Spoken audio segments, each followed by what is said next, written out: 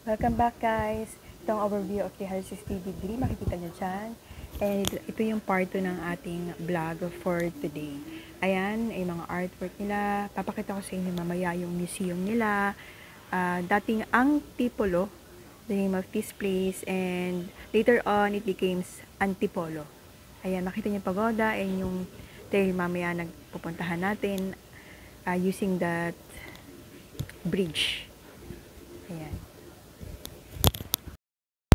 Ikot ko kayo dito sa loob ng museum nila. Ayan. Pero hindi pa open since 6:30 AM pa lang. So, alas 7 ng umaga pa lang siya mag-open. So, we'll wait for 30 minutes pa. Ayan yung Butuan Heritage. Caraga Heritage Museum. Yeah. Tapos, ayan. Before tayo punta dun sa 360 degree pagoda. Ayan. Diyan, meron restaurant. Meron silang restaurant. Ayan, may dog. May dog pa dyan. Ayan.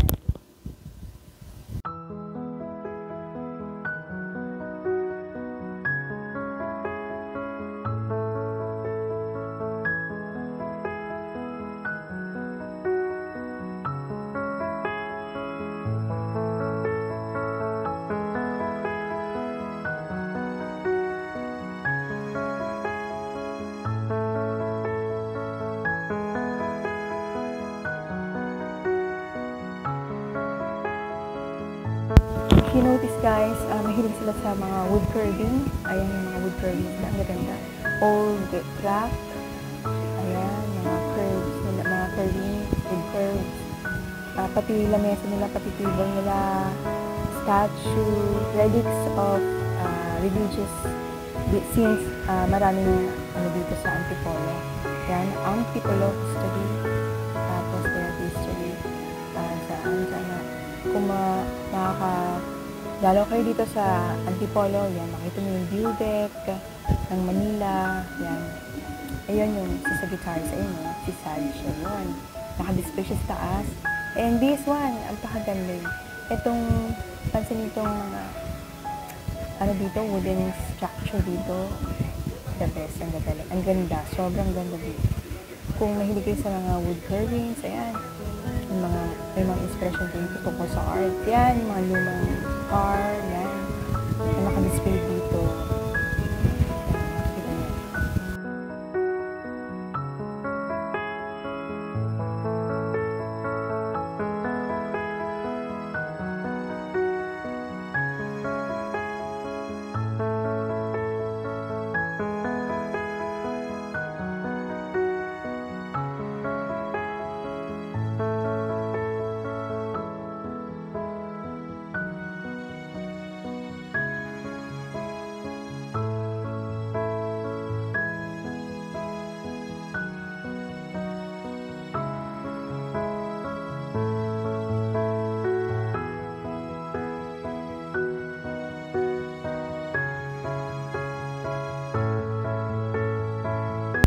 Ayan, as you can see, ulti mo yung kanilang lamesa, ay may mga curving. Ayan. Ang ganda ng detailed ng lamesa na yan. And I think it's so old, older than, actually, matagal na to dyan sa museum yan ng Antipolo.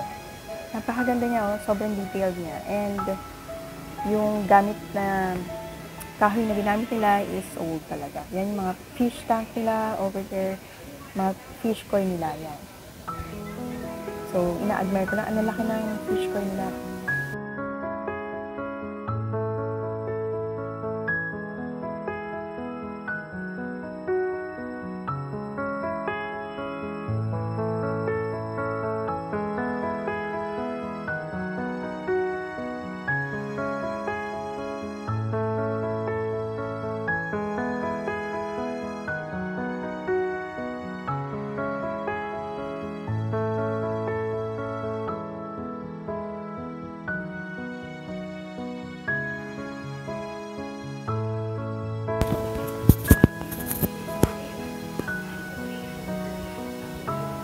Actually, ang fish koi na yan is malaki yung tank niya and sa likod niyan is restaurant nila. Yan.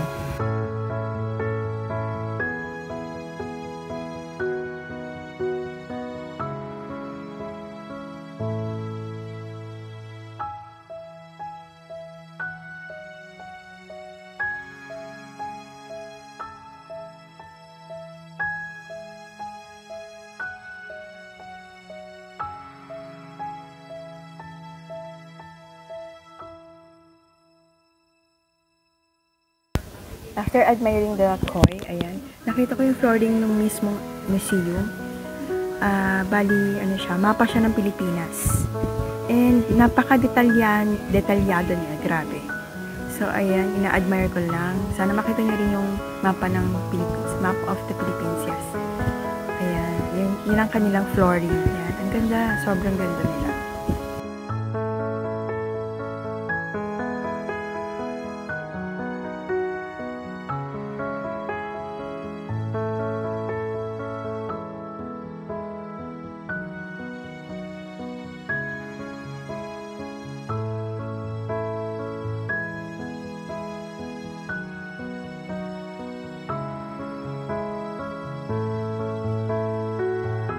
Habang naghihintay tayo na mag-open yung museum, ayan, itutur ko muna kayo kung ano nakita nyo sa paligid.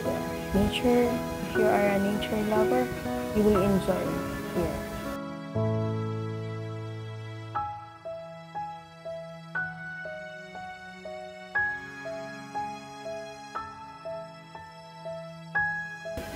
While we are roaming around, I saw a painting. I admire the painting. It was so detailed. It was a birthday party.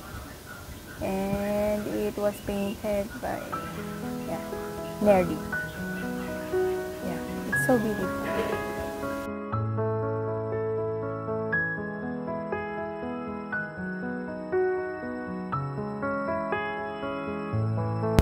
Finally, open na yung museum. Let's go now. Let's see what's inside of the Museum of Antipolo.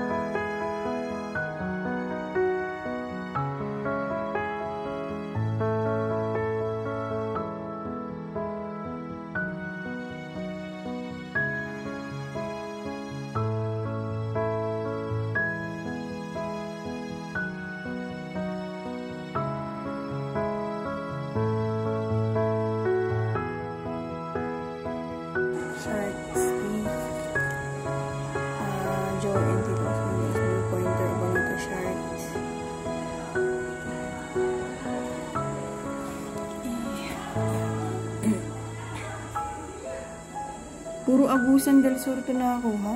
Galing. Wow, armor. Prehistoric bronze armor. Medieval ulit. Wow, armor female bronze. Ah, pili ko nakapagsuot ako niyan. Because I am a warrior. Cheers. Mga relics.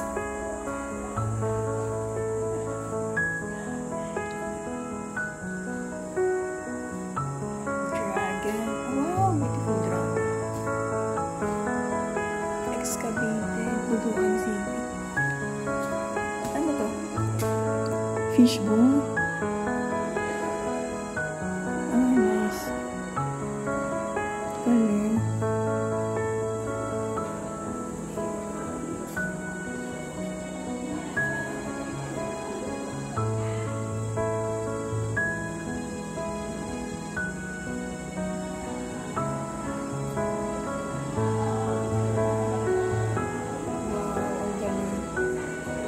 Ano to?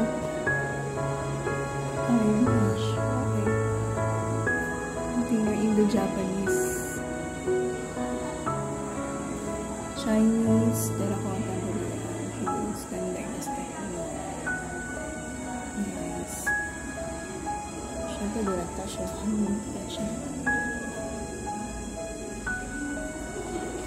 Metal is to cover level. Health. Ah, talaga? Talaga, ang galing.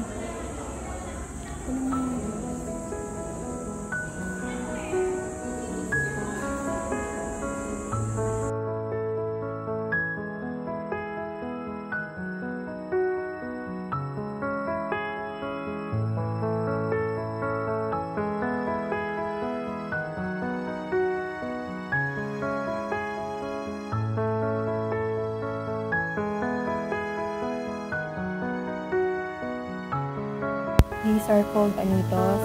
Ayan, pwede kang mag-wish chant. Bigay ka ng coins. And your wish will be granted. Ayan, malapit na tayong labas. And ayan, natapos na tayo sa ating pag-tour sa inyo sa museum ng Antipolo.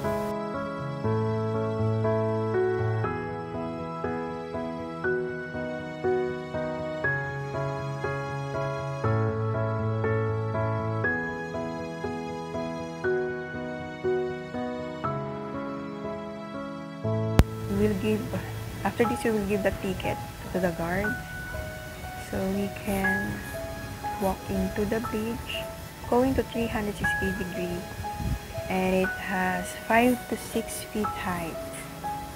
So I don't know how many minutes I can walk to get there in the finish line. I was so scared walking into this bridge because it is not stable. You can hear the iron creaking and clanking while you are walking. So I am so afraid while I'm walking into this bridge. Yes, we get there. At this point, I stop recording because I am so scared of the height. And yes, my hands are shaking. Now we arrive at our destination.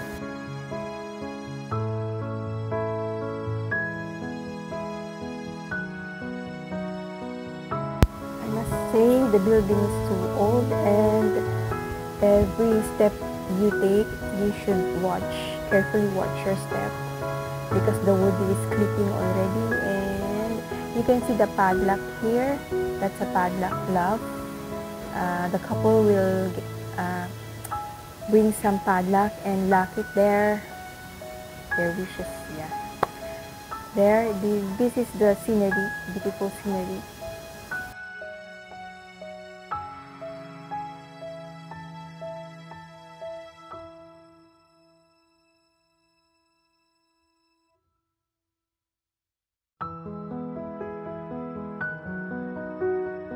And now we are going down. This is a 5th floor building. So we will see a few collections of their artwork downstairs. I will show it to you guys.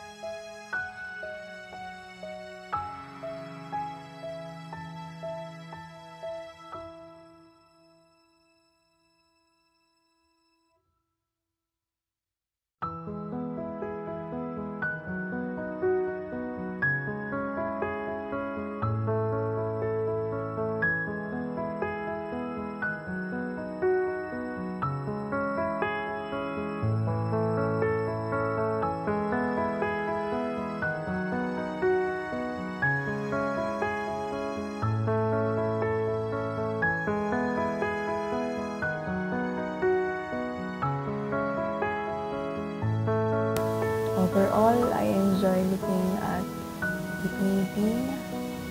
The artist, Filipino artist, who paints this. Some statues, wood carving. It was all beautiful.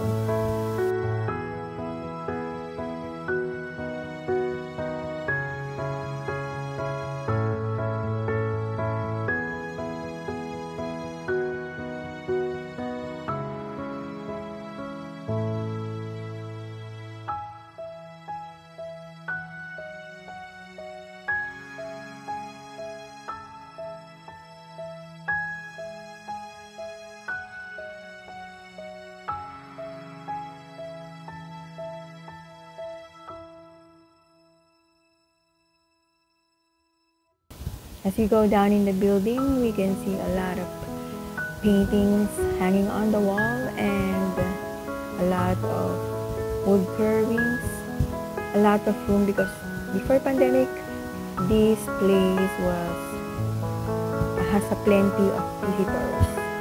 But pandemic came and the building was isolated and few people are visiting here in Antipolo. As you can see, beautiful wood carvings and detailed carvings. It was beautiful.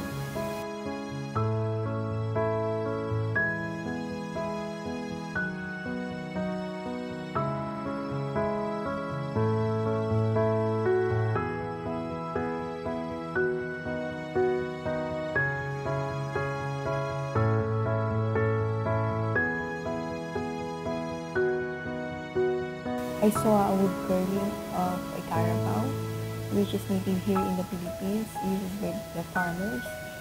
And wow, this is nice, it's a turtle table. It was so beautiful. And this one has also detailed alligator design and some turtle. Again, this is a turtle, I guess. Another turtle. It was so beautiful. This was an artist. It was so beautiful. This is a chair, a fish chair. Design, a fish design. Yeah. This is what we call gilingan ng bigas before our ancestors used that. There is a lot of flowers, wildflowers here, bougainvillea, and this trail is this path is going to exit.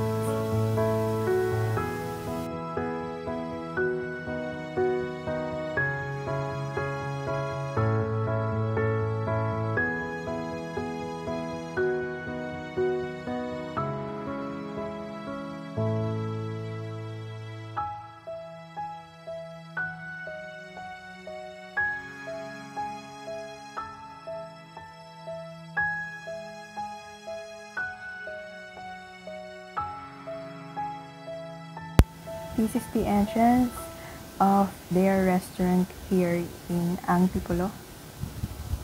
And overview deck also. There's a lot of people this morning. Shout out to the Zumba girls.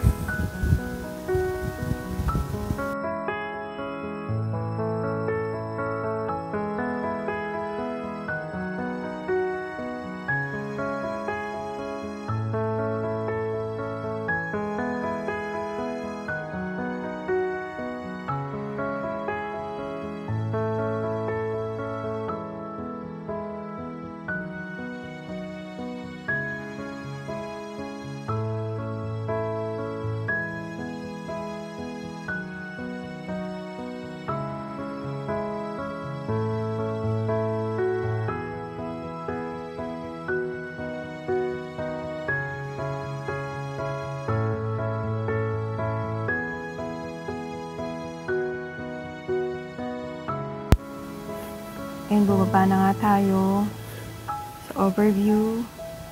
Ayan, silipin natin yung swimming pool nila na available dito sa Antipolo, sa Cloud9.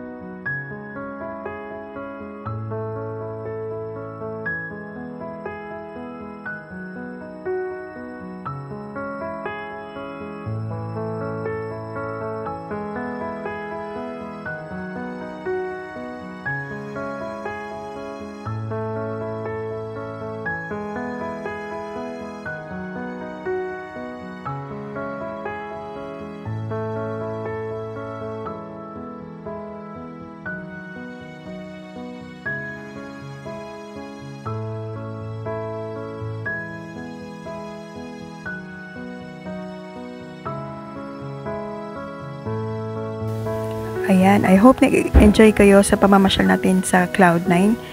On the way home, bili muna tayo ng suman, mangga at kasuy, which is known dito kapag nasa Antipolo ka, yun yung delicacy nila. So, let's buy.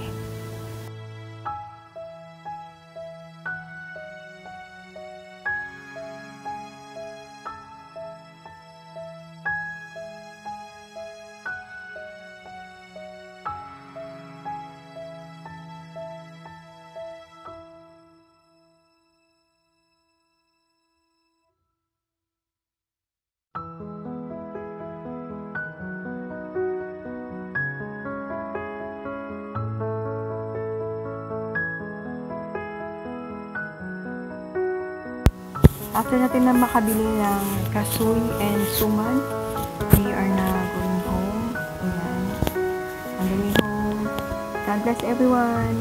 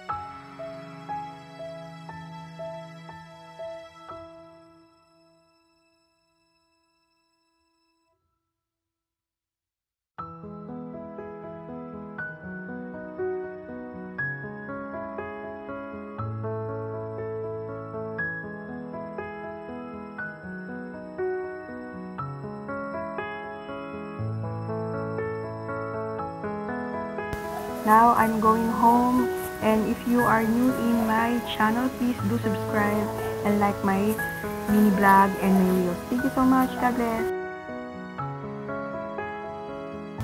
Always remember, travel is never a matter of money, but of courage. Okay?